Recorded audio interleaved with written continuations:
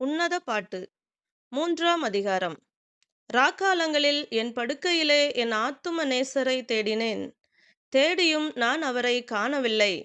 நான் எழுந்து நகரத்தின் வீதிகளிலும் தெருக்களிலும் திரிந்து என் ஆத்தும நேசரை தேடுவேன் என்றேன். தேடியும் நான் அவரை காணவில்லை. நகரத்திலே திரிகிற காவலாளர் என்னை கண்டார்கள். என் ஆத்தும நேசரை கண்டீர்களா என்று அவர்களை கேட்டேன். நான் அவர்களை விட்டு கொஞ்ச தூரம் கடந்து போனவுடனே என் ஆத்தும நேசரை கண்டேன். அவரை நான் என் தாயின் வீட்டிலும் என்னை பெற்றவளின் அறையிலும் கொண்டு வந்து விடுமட்டும் விடாமல் பற்றி கொண்டேன். எருசலேமின் குமாரத்திகளே, எனக்கு பிரியமானவளுக்கு மனதாக மட்டும் நீங்கள் அவளை விழிக்க பண்ணாமலும் எழுப்பாமலும் இருக்கும்படி வெளிமான்கள் மேலும் வெளியின் மறைகள் மேலும் உங்களை ஆணையிடுகிறேன்.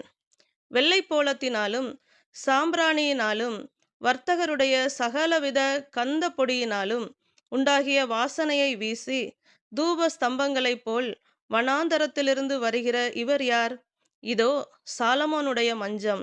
இஸ்ரவேலின் சௌரியவான்களில் 60 சௌரியவான்கள் அதை சுற்றி நிற்கிறார்கள். இவர்கள் எல்லாரும் பட்டயம் பிடித்து யுத்தத்துக்கு பழகினவர்களாயிருக்கிறார்கள். ராக்கால பயத்தின் நிமித்தம் அவனவனுடைய பட்டயம் அவனவன் அறையில் இருக்கிறது.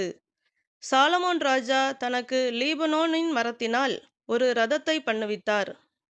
அதன் தூண்களை வெள்ளியினாலும் அதன் தட்டை பொன்னினாலும் அதன் ஆசனத்தை இரத்தாம்பரத்தினாலும் பண்ணுவித்தார்.